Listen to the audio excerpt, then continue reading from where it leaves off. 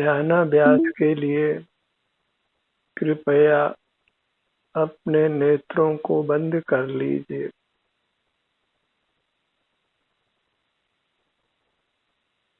परमात्म पद पाने के लिए हमें अपने से ही युक्त रहने की आवश्यकता है।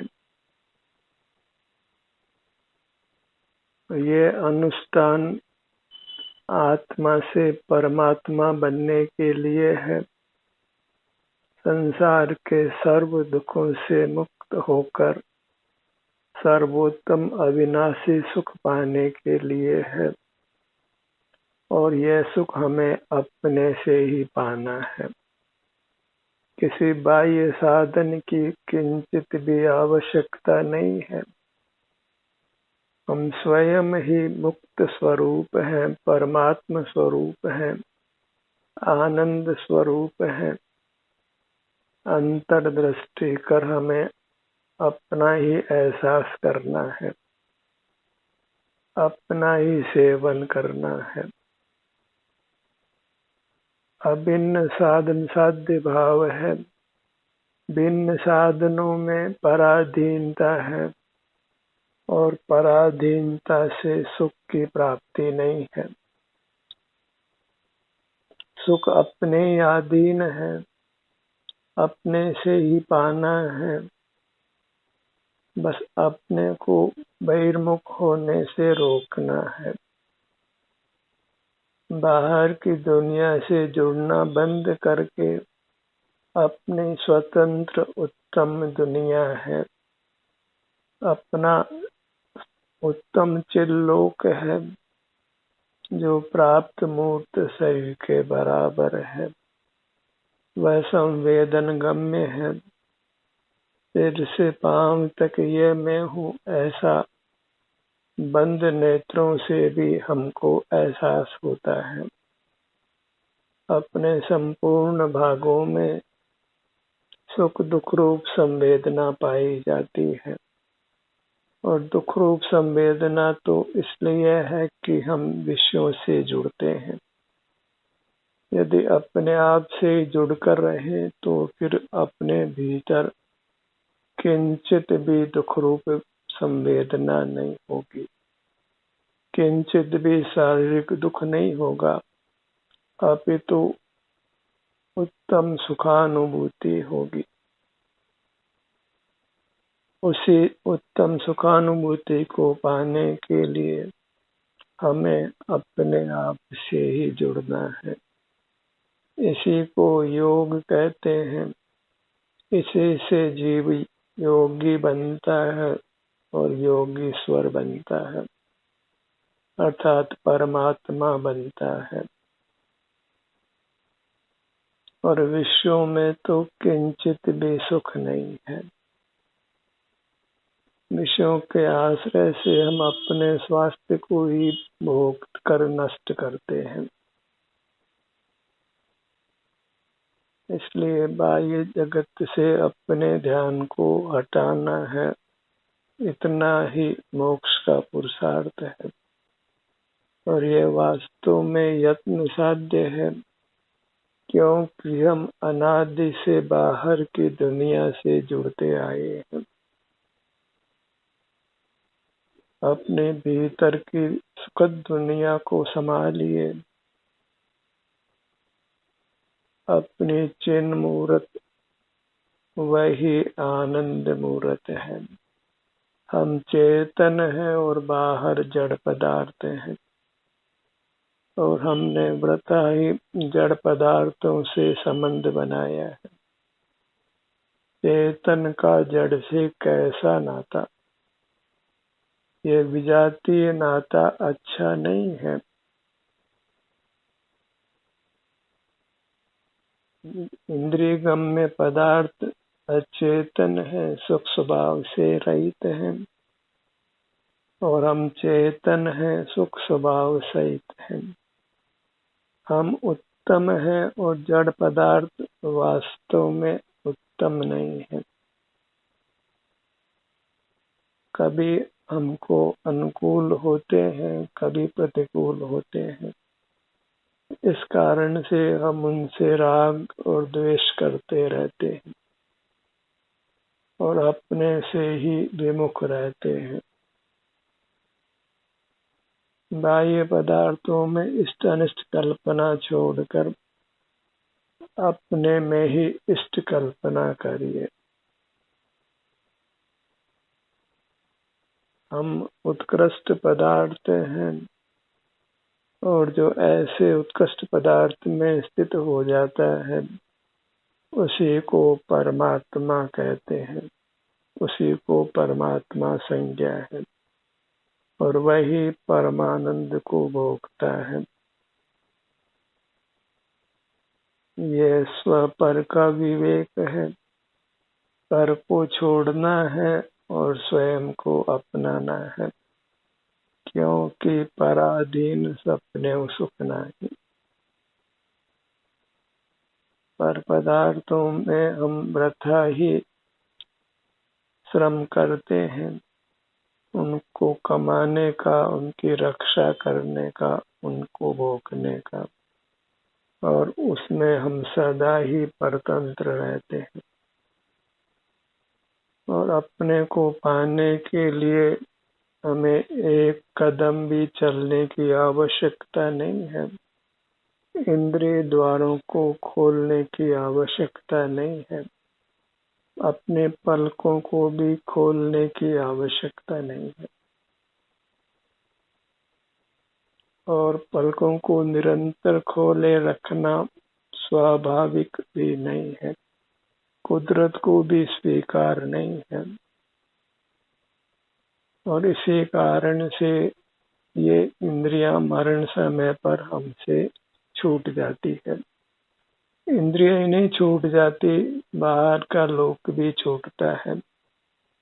हमारी बहिर्मुखता कुदरत को ही स्वीकार नहीं है और जो अंतर्मुख रहते हैं, अपने में निवास करते हैं, वे तो जन्म मरण से मुक्त हो जाते हैं, शाश्वत उत्तम अनुपम सुख को भोगते हैं, मूर्त के बंधन से मुक्त होते हैं, मूर्त पदार्थों की आवश्यकता से मुक्त हो जाते हैं। बाह्य पदार्थों को जुटाना, उनकी रक्षा करना, यह अत्यंत कष्ट साध्य है और अपने अनुभव में किंचित भी कष्ट नहीं है, केवल सुख का भोग है। इसलिए अपनी मूर्त से युक्त रहने का अभ्यास करिए, यही ध्यानाभ्यास है और इसके लिए हमको कृत संकल्प होना है, संकल्प करना है। जैसा हम संकल्प करते हैं वैसी प्रवृत्ति सहज ही होने लगती है।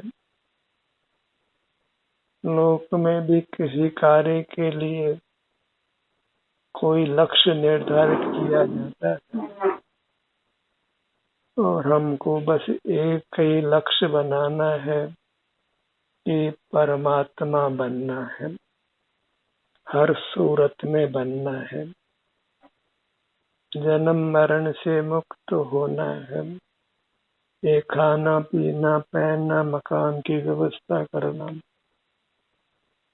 शरीर को निरोग रखने का प्रयत्न करना, इस सब से हम मुक्त होकर अपने परमानंद को सदा भोगते हैं जब हम अपने से युक्त रहते हैं। अपना सुख ही उत्तम सुख है, क्योंकि हम सुख स्वभावी हैं और इसके अनुभव से परीक्षा कर लेना योग्य है। अपने ध्यान को अपने सिर से पैरों तक लाकर देखिए कि आपको कैसी अनुभूति होती है और निर्णय करने में जल्दबाजी मत करिए। कुछ समय, कुछ दिन तक यह अभ्यास करिए और ये कोई विषय सेवन नहीं है, कोई कसाय का परिणाम नहीं है, कोई पाप परिणाम नहीं है, किसी की स्वतंत्रता में दखल नहीं है। सिर से पांव तक हम ही हैं। खुले नेत्रों से जो मूर्त काया है वो भले ही हम नहीं हो, पर बंद नेत्रों से सिर से पांव तक जो विस्तार है वह हमारा अमूर्त विस्तार है। और जो अमूर्त है, चेतन है, वह सुख स्वभावी है।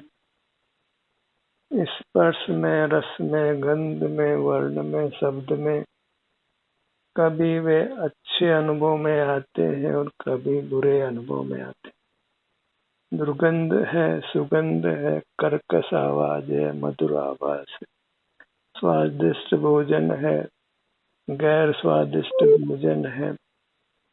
ऐसे मूर्त पदार्थों के दो रूप हैं, लेकिन सुख उनका स्वभाव नहीं है और हमारा स्वभाव सुख है।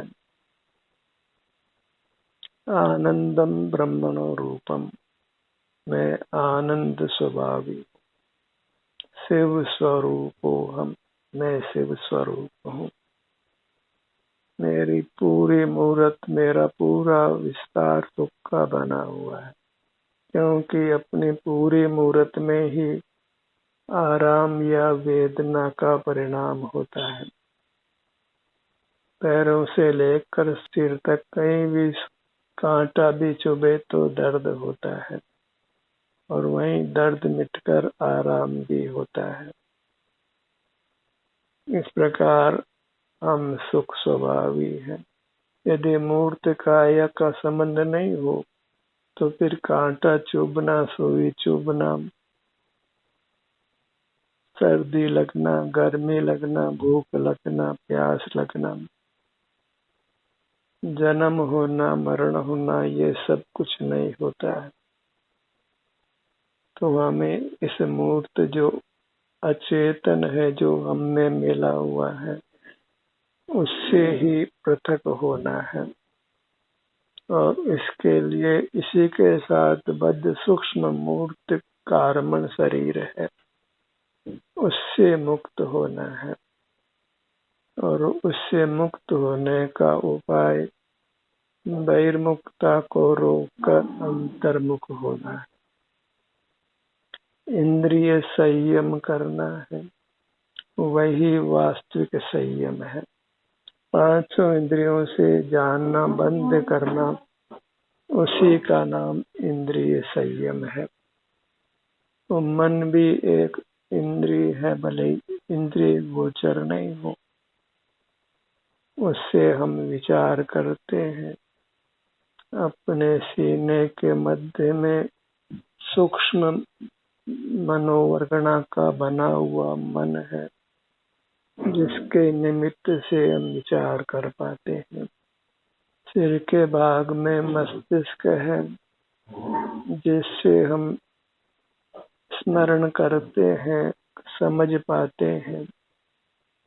तो ये सब मूर्त काय के संबंध से, पराधीनता से इंद्रिय ज्ञान की प्रवृत्ति होती है, और इससे हम बाह्य लोक से जुड़कर नूतन कर्मों को आमंत्रित करते हैं।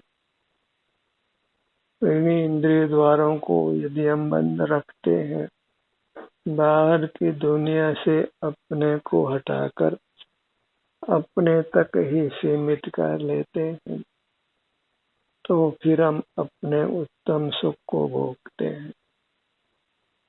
योगी जन गुप्त रहकर अपनी सुख निधि को ही भोगते हैं और फिर योगीश्वर हो जाते हैं, और इसमें किंचित भी दुख नहीं है। और जो कुछ शरीर में वेदना प्रकट होती है, वह पूर्व संचित कर्मों का फल है। स्वानुभव से तो हम उन कर्मों को नष्ट ही करते हैं, अपने को मूर्त के बंधन से रहित करते हैं, और अपने अनुभव में हम स्वाधीन हैं। इससे हमारे स्वाभिमान की रक्षा होती है। और जो इंद्रिय व्यापार करते हैं वे कोई भी लोक पूज्य नहीं हो पाते। वे सब संसारी जीव हैं। जो साधु हैं, योगी हैं और जो परमात्मा हैं, वे तो अपने सुख को ही भोग कर संतुष्ट रहते हैं और वे ही वास्तव में लोक में श्रेष्ठ होते हैं, लोक पूज्य होते हैं। यह सब सैद्धांतिक चर्चा इसलिए है कि हम इसको अपने जीवन में अच्छी तरह सोच समझकर अपने जीवन में इस योग को, इस ध्यानाभ्यास को एक स्थान दें।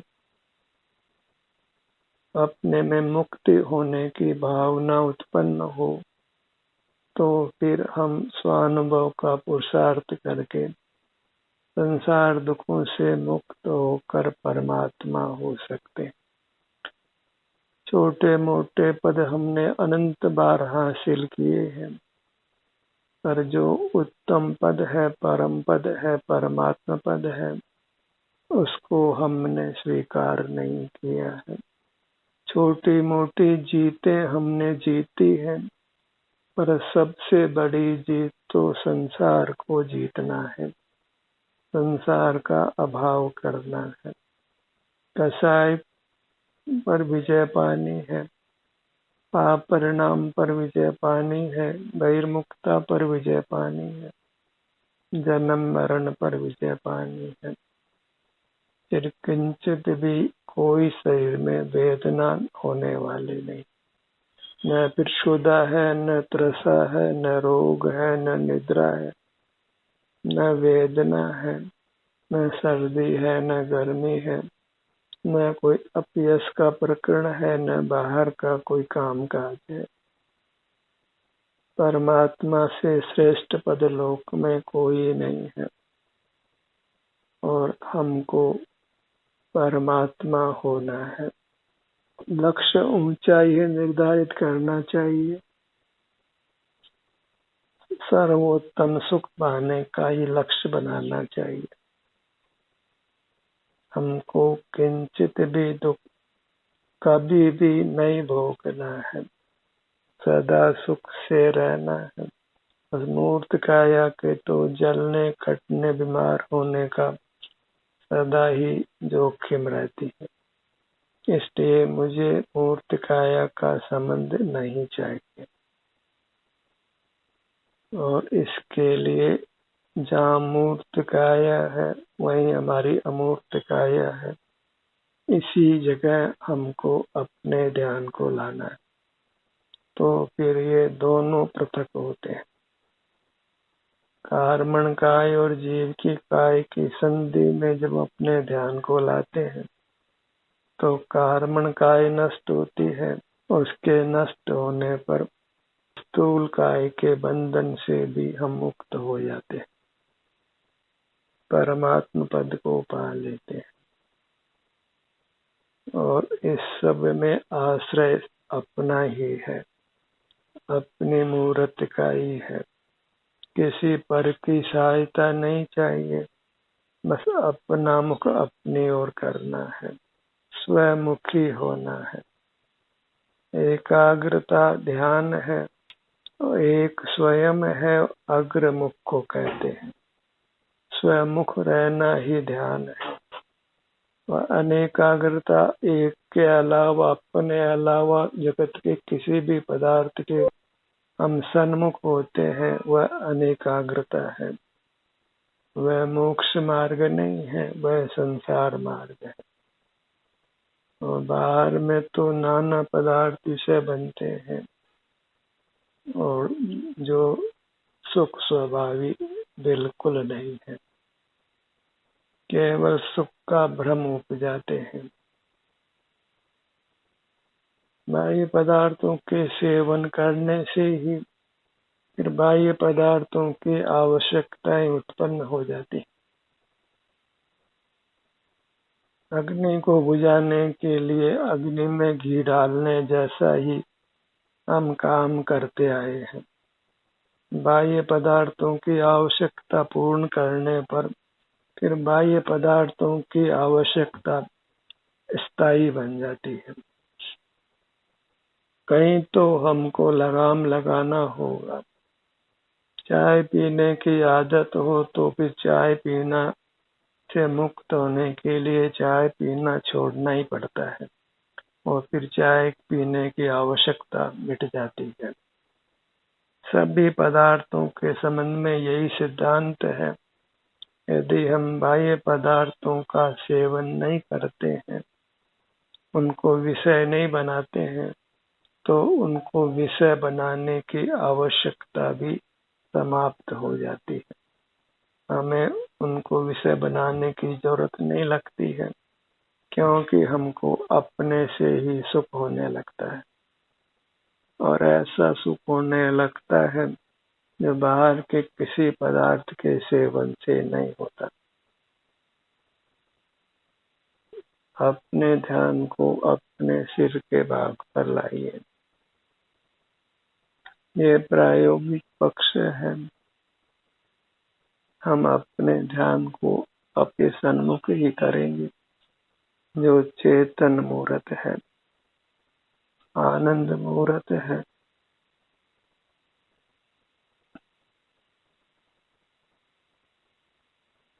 आरंभ में हमको शरीर के किसी भाग में वेदना का भी अनुभव हो, सुखानुभूति नहीं भी हो, तो भी हमको स्वाधीन होना है, स्वावलंबी होना है। स्वाधीनता में कदाचित दुख हो तो वह थोड़े समय के लिए है और पराधीनता में सुख हो तो वह सुख थोड़े समय के लिए है। फिर पराधीनता में दीर्घ काल तक दुख है और स्वाधीनता में दीर्घ काल तक सुख है। अपने ध्यान को अपने ललाट भाग पर लाइए। जब फिर हम अपने ध्यान को अपने ही भाग पर लाते हैं तो उत्तरोत्तर हमें अधिक सुख शांति अनुभव में आती है। उत्तरोत्तर हम शारीरिक रोगों से, वेदना से हम बचते जाते हैं। इस प्रकार हम उत्तम स्वास्थ्य को अर्जित करते हैं, जो स्वास्थ्य फिर शाश्वत होता है। फिर कभी लौटकर हमको कोई रोग वेदना नहीं होती। क्षुधा, तृषा, निद्रा, इन सब की आवश्यकताएं भी स्वतः ही न्यून होती जाती है और हम अपने आश्रय से स्वस्थ रहते हैं, उत्तम सुख को भोगते हैं। फिर बाह्य मूर्त शरीर में भी किसी प्रकार की कोई कमी नहीं होती, कोई रोग नहीं होता। अपने ध्यान को अपने भ्रूमध्य पर लाइए।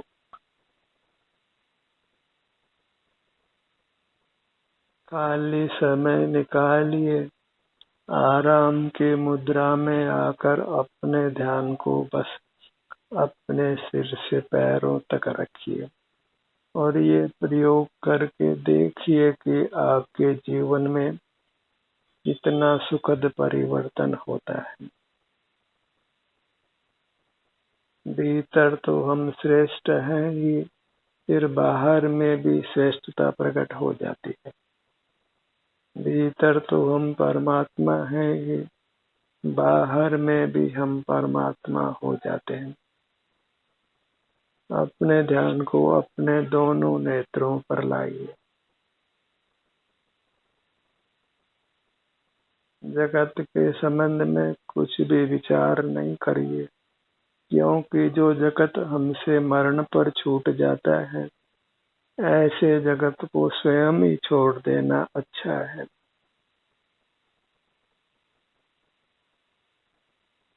दोनों नेत्र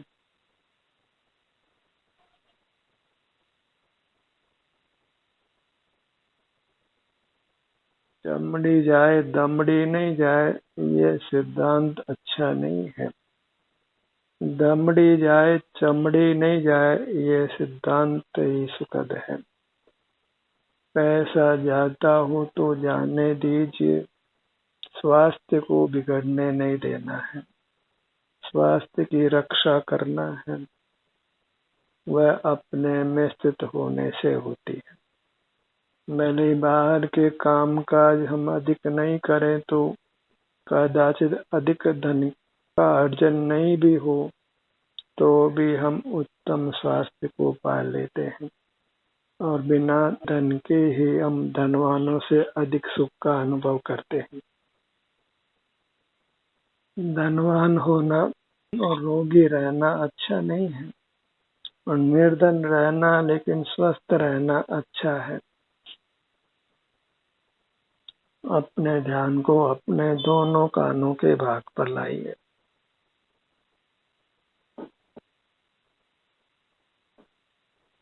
धन का प्रेम छोड़कर अपने चिदतन का प्रेम करिए।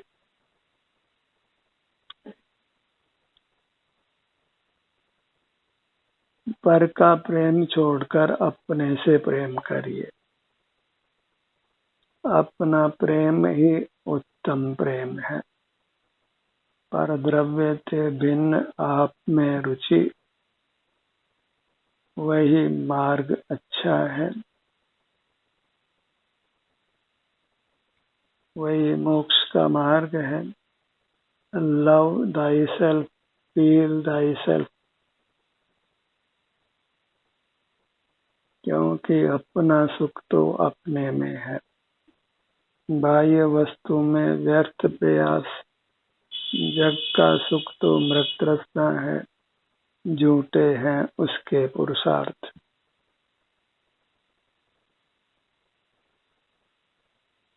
अपने ध्यान को अपने नासिका पर लाइए।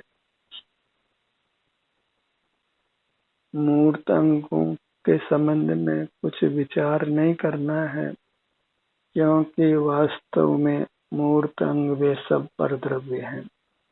उन्हीं में मिले वे हमारे अमूर्त अंग हैं, वे ही स्वद्रव्य है, अपने अंग उपांग हैं। अपने ध्यान को अपने मुख पर लाइए। दोनों होठों का भाग विशाल काया है हमारी, इसी में विहार करते हुए हम सुख से अपना जीवन व्यतीत कर सकते हैं, उत्तम भविष्य की रचना कर सकते हैं, क्योंकि इससे हम निष्कषाय रहते हैं, निष्पाप रहते हैं, स्वस्थ रहते हैं। अपने ध्यान को अपने तालु भाग पर लाइए।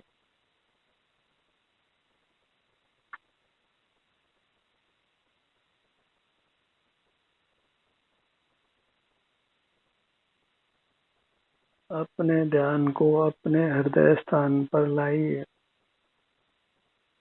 जहाँ हमारा सूक्ष्म मन है। उस पर विजय पाने के लिए अपने ध्यान को अपने सीने के मध्य में लाइए।